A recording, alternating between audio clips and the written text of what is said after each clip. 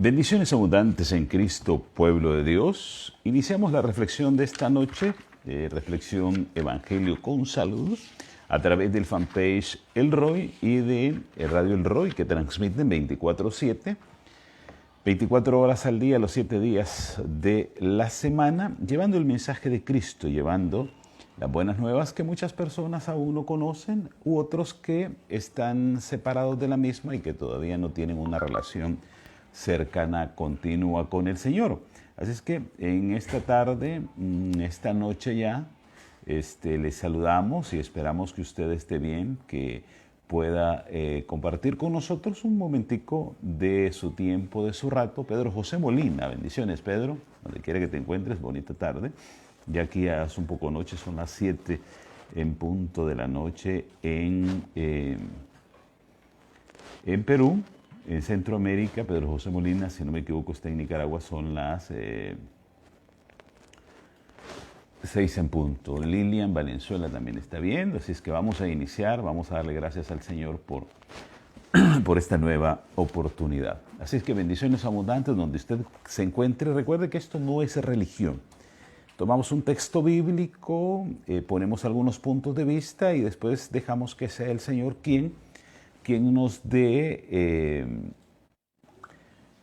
la sabiduría y el entendimiento, la interpretación para que usted y yo podamos tener una vida mejor. Porque la idea de Dios, a través de la Biblia, del Evangelio, a través de Jesús, es que como estábamos separados por el delito del pecado, acercarnos nuevamente a Dios para reconciliarnos con Él y dejar de ser sus enemigos. Así es que ese es uno de los puntos exactos de Dios. Y no porque Dios sea malo, Dios quiere que tú vivas una vida plena, que disfrutes. Dice el predicador Salomón en Eclesiastés: disfruta de tu vida, de tu juventud, de la mujer con quien te has casado, de la persona con quien estás. Bendiciones ya como allá en San José de Costa Rica. Y que disfrutes plenamente y que dejes todo a un lado, todo ese llanto, todo ese temor, toda esa angustia y demás. ¿Por qué? Porque yo quiero que tú estés en un lugar de delicados pastos donde yo te pueda hacer descansar, hacer reposar. Esa es la promesa que tiene Jesús para tu vida y para con la mía. Iniciamos desde del primer día de la semana, el domingo, echando un vistazo. Y hoy termino con el mismo de echar un vistazo a una pincelada del análisis que hace el doctor Rubén Darío Camargo en 2003, quien es un médico general en Colombia. Y él hace una epicrisis, una evaluación de lo que le sucede a Jesús en la cruz, pero lo lleva a la medicina. Toma en ciertos momentos parte de la historia judía, se mete en la historia judía, se mete en la Biblia y lo analiza desde el punto de vista médico. Él le pone sufrimientos de Jesús a la luz de la medicina moderna. Y empezamos cuando yo le dije que el Señor suda sangre. Los evangelios dicen, en este caso Lucas dice que suda sangre. Le dio una hematidrosis, que es una exposición donde a través de una carga psicológica la persona entra en una angustia que los vasos capilares se rompen y empieza a verse... las glándulas sudoríficas empiezan a expeler un poco de sangre. Eso es lo que le sucede al Señor. Posteriormente, Danilo Murillo, bendiciones Danilo, creo que es el primo, si no me equivoco. Las flagelaciones romanas que se daban según 2 Corintios 11:24 y Deuteronomio 25:3, se le daba latigazos. Dice Pablo: a mí me latigaron varias veces y le dieron 40-1. Y se habla muy poéticamente del 40-1 porque eran 39 latigazos que se le daban a una persona. Se creía, por una costumbre y por una razón de ellos, que cuando tú le dabas el latigazo número 40, la persona no aguantaba y moría. Entonces era fatal para con las personas que le dieran látigos.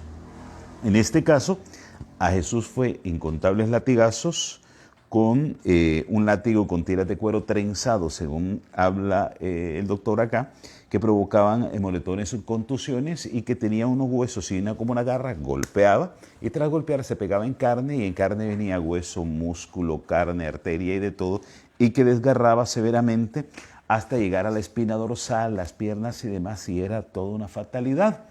Posteriormente, la víctima se expone a un dolor fatal y le da una conmoción, eso se llama hipovolémica, que se refiere a una descompensación, la persona sufre una descompensación y demás porque su función no le está haciendo bien, sufre 4 efectos: el corazón empieza a acelerarse, empieza a bombear rápidamente sangre que no existe, que no hay, él empieza a buscar, y hay una herida abierta, lo que provoca que la presión sanguínea baje. ¿Por qué? Porque la sangre se está yendo por donde no debe, está saliendo, emanando del cuerpo de la persona. Y lo que pasa es que yo no sé si a usted le ha pasado, uno hacemos una herida y si dejamos que la sangre corra, eso nos provoca un desmayo, un colapso. Entonces a la persona hay que hacerle un vendaje, un torniquete le llaman algunos, se le hace un torniquete bien fuerte. ¿Para qué? Para tratar de cerrar la arteria o el lugar donde está emanando sangre y que la persona pueda llegar a un centro hospitalario consciente, que no se desmaye o que no colapse, porque cuando colapsa es un problema, ya puede entrar en un paro cardiorrespiratorio y demás. Los riñones dejaban de producir orina. ¿Para qué? Para concentrarse en mantener el volumen restante. Los riñones empiezan a hacer orina, que es parte del proceso normal que tiene toda persona, pero cuando entran en ese estado de conmoción, de pérdida de cantidad de sangre, ellos detienen la producción de orina para que el volumen restante de los riñones pueda mantenerse y no de un paro, que ahora se indica como un paro de los riñones. Se paraliza un riñón o los riñones y la persona puede morir. La persona comienza a sentirse sedienta por la pérdida de fluidos, la pérdida de sangre, se empieza a deshidratar y entonces ahí es cuando lo llevan al Señor a un lugar difícil. Dice Lucas 27:33, y el Señor dice: tengo sed. Y los bandidos estos vienen y le dan vinagre con hiel, con hiel le dan vinagre con hiel. Y hay gente que dice que le dieron mirra. Pero para alguien que está sediento, imagínese usted que llega sediento a casa, que le ofrezcan una copa, un vaso de vinagre, sería fatal, y más a alguien que se está muriendo. Y qué tema más difícil. Posteriormente, en el tema de la crucifixión, la muerte todavía en la crucifixión era común, pero era solo para los criminales condenados, a quienes los clavaban en la cruz. Tenía que ser un criminal fatal, de esos que son innombrables, digamos, y a Jesús lo ponen ahí. Y a Jesús lo ponen ahí no porque él cometió todas las fechorías que, por ejemplo, Barrabás, dicen que era un malísimo Barrabás y los 2 ladrones, que la Biblia no lo menciona, pero la costumbre católica dice: Dimas y Gestas, el buen ladrón y el mal ladrón. Imagínense usted, no existe buen ladrón y mal ladrón, los 2 son ladrones y los 2 son malos, pero la Iglesia Católica lo adorna un momento, la Iglesia Romana, y te dice el buen ladrón y el mal ladrón. El buen ladrón, que es Dimas, que supuestamente eres el bueno, le dice al Señor: cuando estés en el reino de los cielos, acuérdate de mí. Es cuando él se arrepiente, ese es el bueno. Y el otro sigue siendo malo. Los 2 eran tan malos que eran fatales. Si usted lee, yo por ahí tengo la historia de estos 2 y un día esto la podemos compartir, la vamos a compartir, de las fechorías que ellos hacían.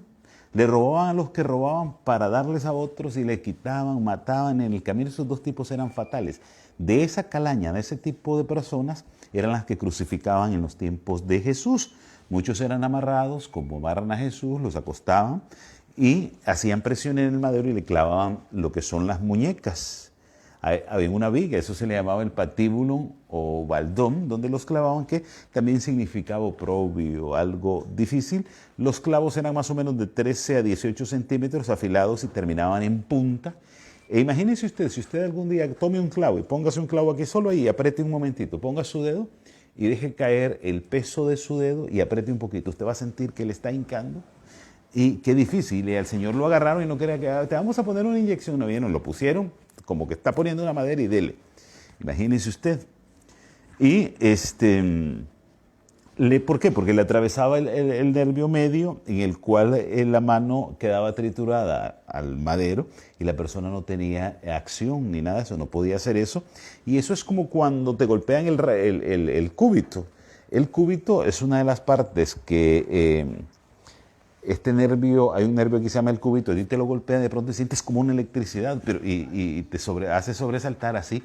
Dicen los médicos, dice la medicina, que cuando te hincan en esta parte del término medio, el nervio mediano, es cuando tú sientes como esa electricidad. Pero ese reflejo de electricidad que se siente es tanto cuando a una persona le está metiendo una punta, un clavo, una cosa ahí en el término medio, que en el nervio mediano de la muñeca, que la persona siente que se va a morir. Imagínese usted, y más que se están clavando y demás. Y lo hacen ahí porque cuando el clavo penetra no se rompe el hueso y la mano queda sujetada ahí y la persona puede estar ahí. El dolor era excruciante, no había palabras para nombrar lo que era el dolor en la cruz. Al Señor no le quiebran las piernas. ¿Por qué? Porque era normal quebrarle las piernas, porque cada vez que la persona quería respirar, ella se impulsaba, empujaba sus piernas para abajo y impulsaba para que le llegase aire. A él no le hicieron eso, pasó más o menos 3 horas. Pero sí, lo que hizo un bandido fue agarrar y con una lanza punzarle su costado, y es cuando sale sangre y algún tipo de fluidos, imagínese usted.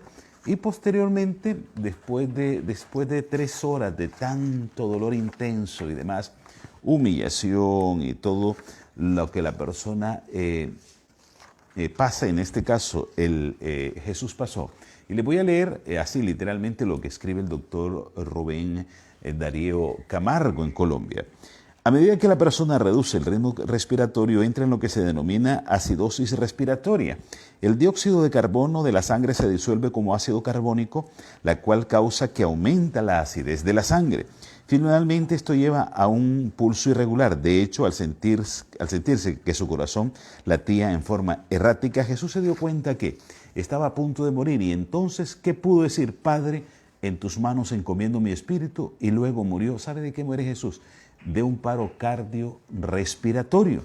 Incluso antes de morir, la conmoción hipovolémica de haber causado un ritmo cardíaco acelerado sostenido, que debe haber contribuido al paro cardíaco, lo cual dio como resultado la acumulación de un fluido de la membrana que rodea el corazón, llamada efusión pericardíaca, que alrededor de los pulmones llama efusión pleural. Es decir, hubo toda una conmoción en el Señor, que el Señor, según la ciencia, según lo que puede decir este doctor, Él no muere por todas las atrocidades físicas que Él recibe, sino muere. Saludos, Mati, bendiciones abundantes. Está bonito el tapabocas, lindo color, ¿no? Morado. Él no muere por eso, sino por amor, muere por un paro cardiorrespiratorio. Y ahí me voy a detener un momentito.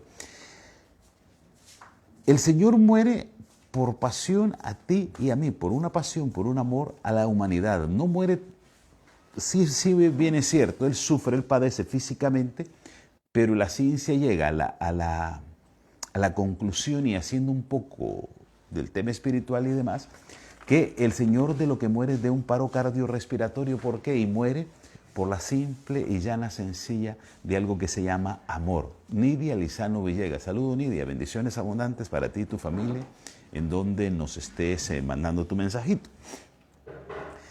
Jesús no muere, puede haber sido una de las causas, el 60-70%, pero ya al final el desenlace de todo ese martirio se da porque el Señor entra como cuando Él suda, le hace sudor de sangre. ¿Se acuerda cuando Él suda sangre? Que más o menos se los explicaba, que entra en una hematidrosis, cuando es que los fluidos empiezan a escapar y demás.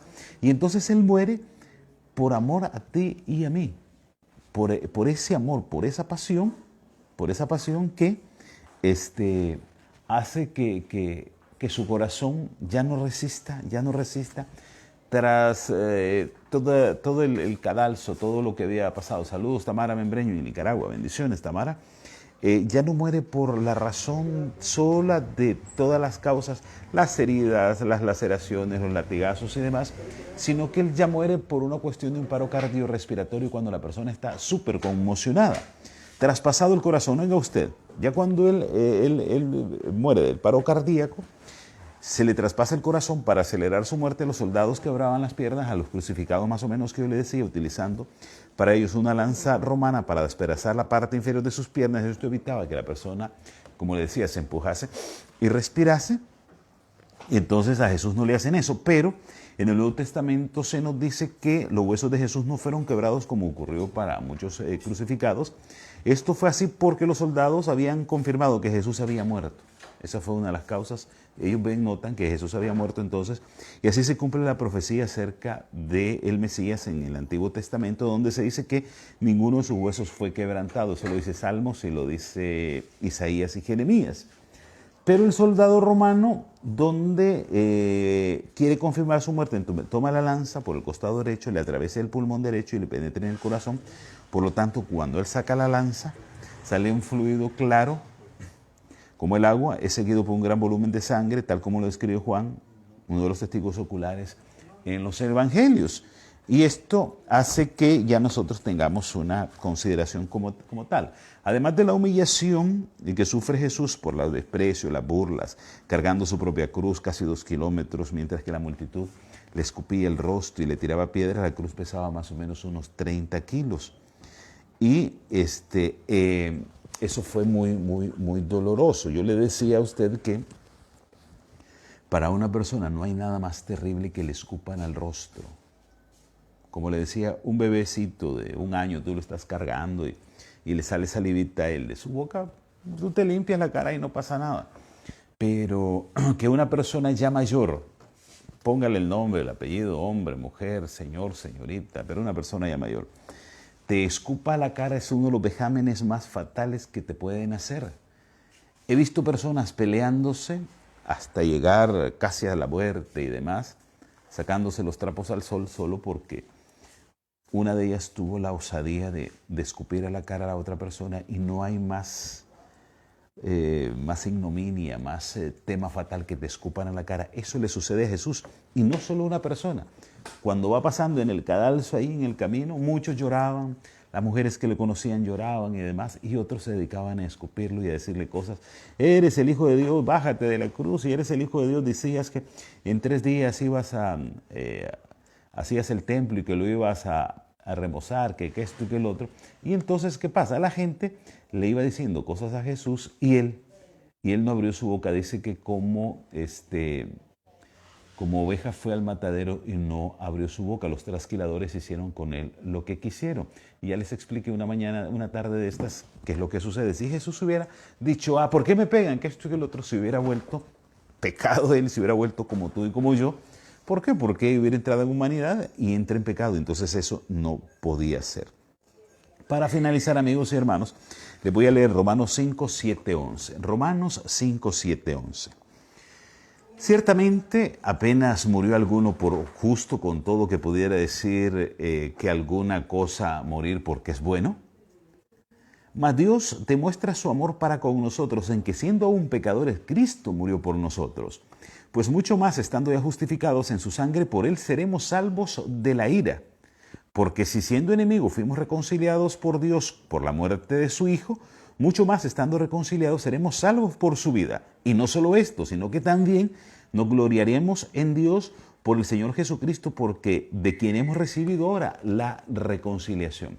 ¿De qué reconciliación está hablando el Señor? Bueno, la reconciliación que tenemos con el Señor porque nosotros estábamos en delitos y pecados. Así es que dice Romanos 5, y no solo esto, sino que también nos gloriamos en las tribulaciones, sabiendo que, y esta es la parte importante que usted y yo hemos de tener, no es cierto que cuando tú vienes a la iglesia de Cristo, te vuelves pueblo de Dios, todo se vuelve color de rosa. No es así, porque cuando yo llegué me decían, pero ahora vienen las partes más bonitas, pero espérese que también viene la noche oscura para usted, porque esto, porque el otro. Y no es cierto, no es una realidad, no debe ser, porque venir a los caminos de Cristo es otra cosa. Te hace ver con claridad los problemas si tú se los entregas a Cristo. Y oiga lo que dice en Romanos Pablo.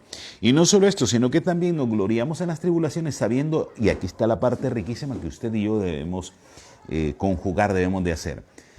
Sabiendo que la tribulación produce paciencia, la paciencia prueba, la prueba esperanza, y la esperanza no avergüenza, porque el amor de Dios ha sido derramado en nuestros corazones por el Espíritu Santo que nos fue dado.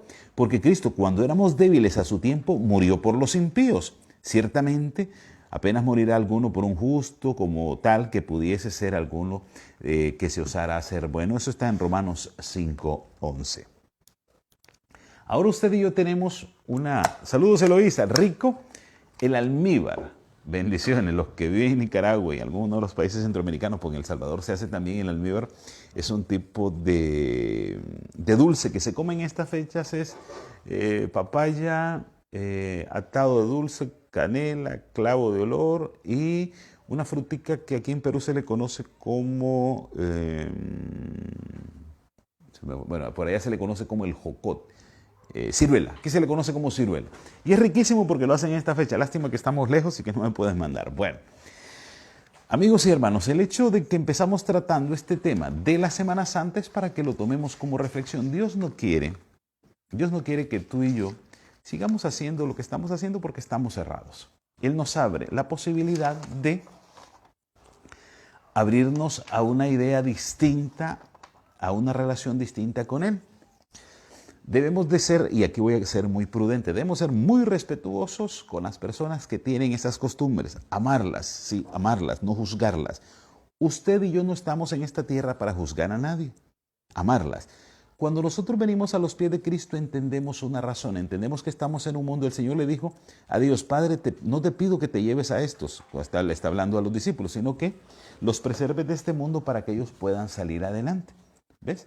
Y entonces, cuando usted y yo venimos a los pies de Cristo, no es que ya todo se volvió color de rosa. No podemos bajar el cielo a la tierra porque es imposible. La tierra es pecado, estamos en pecado y algo maravilloso, algo divino, algo puro, no puede bajar. Y entonces, ¿qué debemos hacer? Nosotros debemos en estas fechas aprender a ser prudentes, dejar esas costumbres que no son buenas. Hay muchas costumbres paganas que no nos llevan a nada y que nos llevan a no tener una relación cercana con el Señor. Como le decía, el Señor no quiere que usted y yo seamos costumbristas, que seamos personas que de oídas le estamos viniendo a su redil, sino que por una cuestión de conciencia. Entonces, a partir de este momento, usted y yo entendamos que muchas personas, como usted y como yo, están en el error y para ellos es normal porque no han vivido, no han conocido un poco más allá. Dice Pablo que son rudimentos de hombres que vienen a hacer caja de resonancia y que se ha quedado en ellos y demás. Entonces, el hecho de estos días que se llaman Semana Santa, que para algunos no trabajamos y que es un día feriado, deberíamos de tomarlo para entrar en consideración con Dios y orar más por esas personas para que Dios a través del Espíritu Santo pueda darles ese cambio, esa metamorfosis, esta metanoia, dirían los griegos, que necesita, ¿para qué? Para cambiar su vida, para ser una mejor persona.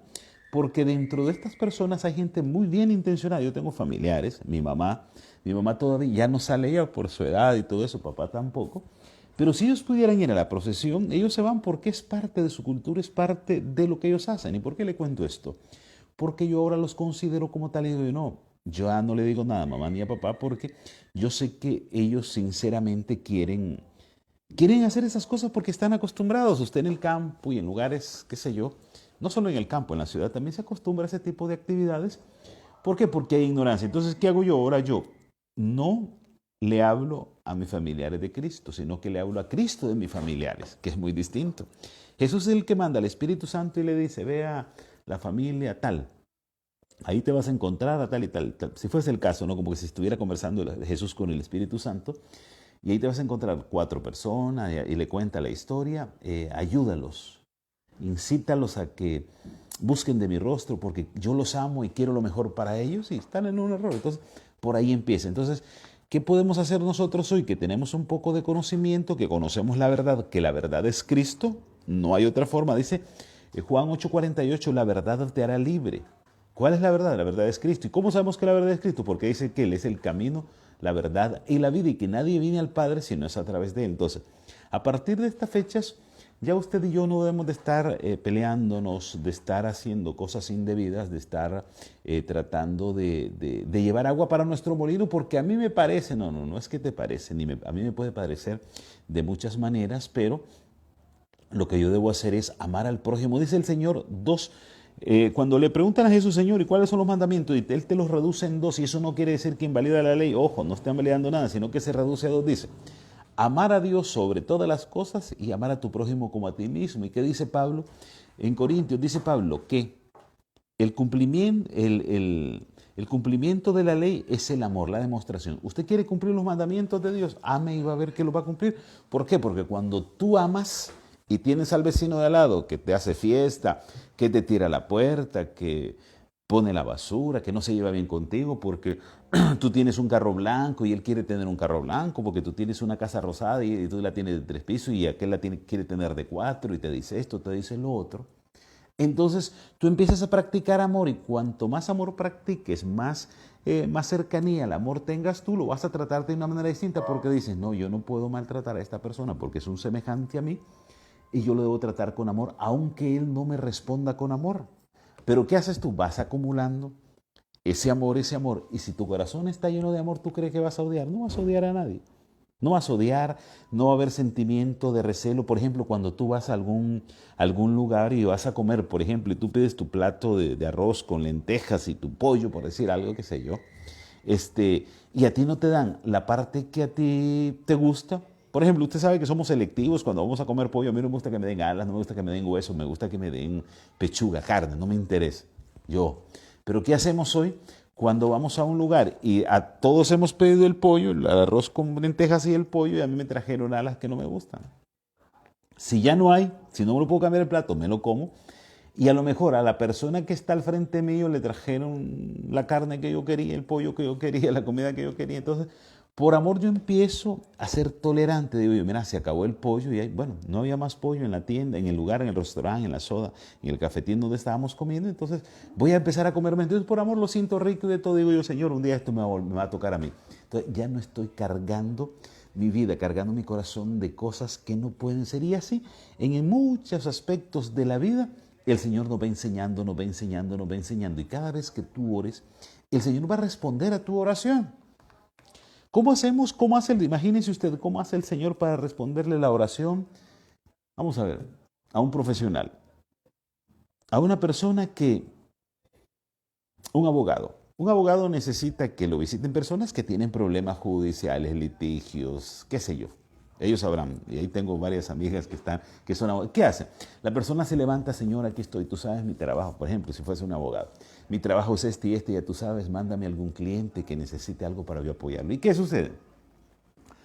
La persona que, por ejemplo, tiene una propiedad y necesita actualizarla, qué sé yo, algún proceso ahí de registros públicos y esas cosas, le pide al Señor, Señor, tú sabes que necesito poner a mi nombre esta propiedad, ponme en el camino un buen notario, un buen abogado, un buen servidor público que me pueda ayudar y que no me cobre mucho, que no me maltrate. Entonces el Señor, ¿cómo hace el Señor para responder estos dos pedidos de oración? Él viene y conduce a la gente y la va llevando. Entonces a ti que estás orando, pidiendo algo, entonces te llega un caso. Entonces tú cuando te llegue esa persona, tú sientes algo distinto para tratar a esa persona. Póngale el detalle. El juicio, el proceso laboral que tú le vas a estar llevando cuesta 100 puntos, ponle en la moneda de tu país, cuesta 100 puntos, pero dices tú, no, tras oír el comentario de la persona, dices tú, me da pena, ¿cómo le voy a cobrar yo 100 puntos a esta persona? Le voy a cobrar 60 puntos. Voy a cobrar la mitad y un poquito más, ok. Y entonces le cobras así y esta persona que posiblemente te podía pagar los 100 puntos se va contenta porque se ahorró 40. Y dice, mira qué lindo, Dios, gracias. Me ha pasado y por eso le cuento, le estoy haciendo una analogía, un símil de algo. Entonces, así es el Señor. Y entonces, ¿qué pasa? El Señor venimos, todos los que estamos cargados, todos los que estamos cansados de la vida, con enfermedades, con tribulaciones, con angustias, con penas, con tristezas, con llantos, algunas mujeres que no tienen a sus maridos porque los bandidos eran borrachos, les pegaban, se fueron con otras mujeres, le dejaron con hijos, carga, qué sé yo. Y el Señor está respondiendo, y Él también está respondiendo a esas personas que sinceramente abren su corazón y están en un hospital con COVID, familiares que tenemos. Oremos, bueno, antes que se me olvide, oremos por los familiares que tenemos con COVID. Mucha gente se está infectando porque no está tomando las previsiones del caso. No, es que ya pasó, es que esto y el otro. Hoy casualmente amanecí soñando, no sé en qué ciudad estaba. Estaba en una ciudad donde la gente ya no tenía el tapabocas y amanecí soñando eso. Y yo empecé a toser. Marta Salazar, bendiciones Marta, saludos Martica. Y yo empecé a toser y empecé a toser. A mí me produce mucha alergia el polvo. Ya me he visto y yo pensé que me podía dar una faringitis, qué sé yo, y no, es el polvo donde vivo. que me produce el tipo de alergia. Cada rato ando tosiendo y no es porque esté enfermo, sino que el polvo de próstata ando tomando más quión, cosas sanas, naturales. El quión en Perú se le conoce al jengibre para los amigos y hermanos de Centroamérica, México y un poquito más allá. Y entonces, ya no nos estamos cuidando. Y en el sueño, yo estaba en una ciudad donde la gente normal, era como una tarde, digamos, no sé dónde era, no conozco esa ciudad, un lugar ahí.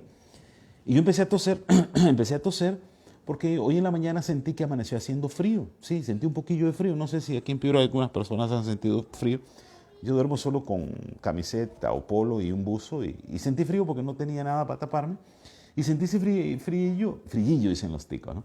Ese frillillo y casualmente me desperté ahí con el frío y me desperté soñando que andaba en un lugar así y que había empezado a toser y que estaba buscando mi tapabocas y no me encontraba. Entonces me encontré un pañuelo y me puse un pañuelo y dije, mira, en el sueño, ¿no? Dije, debemos de seguir cuidándonos porque si yo no me cuido voy a enfermar a estas personas. Fue un sueño nada más, que la gente ya no andaba tapabocas y que yo tampoco.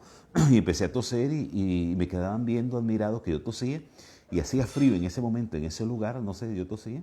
Y entonces no tenía tapabocas y empecé a buscar mi tapaboca. María Angélica Maulen Osorio. Saludos, María Angélica, bendiciones abundantes. Y entonces vine y me puse el tapabocas. Si el Señor, póngale, usted fue un sueño, me va a decir, son oníricos, bueno. Si el Señor nos pone a usted y a mí a que seamos prudentes, aprendamos a ser prudentes. ¿Estamos con el Señor? Sí, estamos con el Señor, pero estamos expuestos a la muerte. El pecado está en cualquier momento. Dios puede permitir, ¿por qué lo permite? Que una bala perdida, tú estás en tu casa y ¿cuánto caso no ha pasado? Una bala perdida te da en el corazón o pega ya el rebote y oyes la explosión y te mueres por la impresión de que sonó en tu casa. Nos puede ocurrir. Entonces debemos de tener prudencia. Así como somos prudentes para nuestra vida, también tener prudencia para con las personas que están allá afuera. Tú y yo que aprendimos a leer y a escribir, tenemos esa gran dicha de poder leer un libro, de poder escribir, de poder escuchar. Y entonces, ¿qué debemos hacer tú y yo? Debemos de aprovechar que tenemos esa posibilidad de haber ido a la escuela, algunos al colegio, otros fuimos a la universidad y qué sé yo, de ser prudentes y pedirle al Señor que nos regale prudencia. Hay mucha gente que tiene profesión y no entiende este librito maravilloso y no lo va a entender, porque le pasa a las de Pablo, mucha ciencia, mucho todo, y son torpes para esto. Entonces, debemos de venir, dejar mi título a un lado y venir con humildad y decir, Señor, enséñame qué significa el Señor es mi pastor. Saludos, Erika, bendiciones, besos y abrazos a la distancia, a la familia, por allá siempre estamos orando para que el Señor bendiga a toda la familia, sí, para que el Señor nos dé las bendiciones. Ya sabemos que están en las aduanas las bendiciones que vienen, solo falta que las llevemos a recoger y ya va a ser pronto. Bendiciones, Erika, Marlon y a todos por allá. Y entonces debemos dejar títulos a un lado y venir humildemente, Señor, enséñame. Y viera cómo el Señor lo enseña, le educa, le disciplina, le enseña a ser mejor persona, le enseña a ser educado a pesar de las circunstancias, a pesar de que tenemos un carácter fatal. Yo soy como la gasolina, tú me acercas el fósforo y exploto, porque cuando la gente te provoca, y qué difícil es, y después me retracto y digo, Señor, perdóname, y tengo que pedir, ir a ofrecer mis disculpas, mi perdón a la persona que posiblemente no la maltraté, pero que provoqué en un momento, que la persona provocó en contra mí un momento, una acción que no estaba bien. Entonces nosotros empezamos ese proceso y así tenemos en ese proceso de estar con las personas que normalmente vamos a tratar, que tienen costumbres y demás, de tratarlas con el amor. Bendiciones. Con el amor que Cristo nos trata a ti y a mí. ¿Qué dice Él? Que nosotros estamos en delitos y pecados y dio la vida en una cruz. Y ya le leí la epicrisis, los sufrimientos de Jesús a la luz de la medicina moderna. Y usted y yo podemos leerlo y podemos ver. Cuando quiera le puedo mandar, tengo un PDF, esos archivos adjuntos que se puede mandar. Se lo mando a un correo electrónico para que usted lo lea. Ahí está el versículo bíblico, yo lo saqué, le puse versículo bíblico. ¿Dónde dice que Jesús fue lacerado? Tal versículo bíblico le pongo. ¿Para qué? Para que acompañemos el versículo bíblico con el análisis de medicina y que no se vuelva algo antojadizo. No, es que a mí me parece que Jesús... No. ¿Ves? Entonces, todo tiene su razón de ser, amigo y amiga. Ha sido agradable en este día jueves compartir con usted, dejarme entrar en un momento en su hogar, en su lugar, con una reflexión que nos puede ayudar. Si no le sirve la reflexión, tranquilo, no pasa nada. Si le sirve, véala, vaya al versículo bíblico, agárrese el versículo bíblico y analícelo, pregúntele a Dios qué pasó allí, por qué esto, por qué el otro. No me lo pregunte a mí porque soy hombre y puedo equivocarme y demás, pero pregúntele usted al Señor y va a encontrar ahí todas las razones, todas las respuestas que usted necesita. Hombres brillantísimos como Séneca, Aristóteles, Diógenes, René Descartes, Carl Sagan, Albert Einstein, este mismo que acaba de morir, el inglés Stephen Hawking. Personas brillantísimamente brillantes. Un día esto pensaron que ellos lo sabían todo y se dispararon y se fueron del redil de Dios. Y después, con el paso de los tiempos, regresaron a decir, humillado, Señor, perdóname porque me equivoqué. Gente brillantísima, gente de mundo, composición y demás. Ahora usted y yo que somos personas de pueblos humildes, que no tenemos nombre, que no tenemos un gran apellido, que no somos millonarios económicamente hablando, que no somos de abolengo, qué sé yo, no le vamos a pedir al Señor que cambie nuestra vida y la puede cambiar. Si los que conocen de ciencia y de medicina lo están haciendo, ahora usted y yo que conocemos un poquito de alguna otra actividad, lo estamos evitando. ¿Sabe qué dicen los médicos? Y ya con esta termino. Los médicos hoy están recomendando a todas las personas que están enfermas que tomen momentos de irse al bosque, de irse al campo, de irse a respirar aire puro, para que cambien su vida. Personas que están estresadas, con nervios de punta, de todo.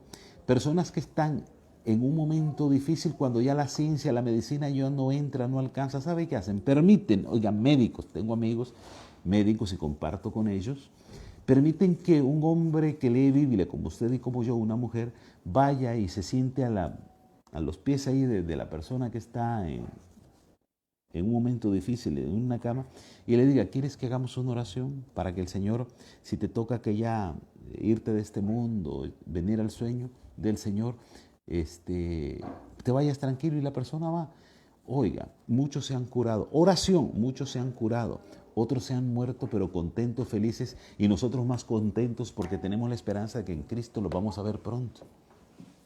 Y entonces, si los hombres de ciencia están reconociendo todo eso, porque usted y yo no lo reconocemos y porque usted y yo no dejamos que sea el Señor que transforme nuestras vidas. El Señor es mi pastor, nada me faltará. En delicados pastos me hará descansar y junto a aguas de reposo me pastoreará, confortará mi alma.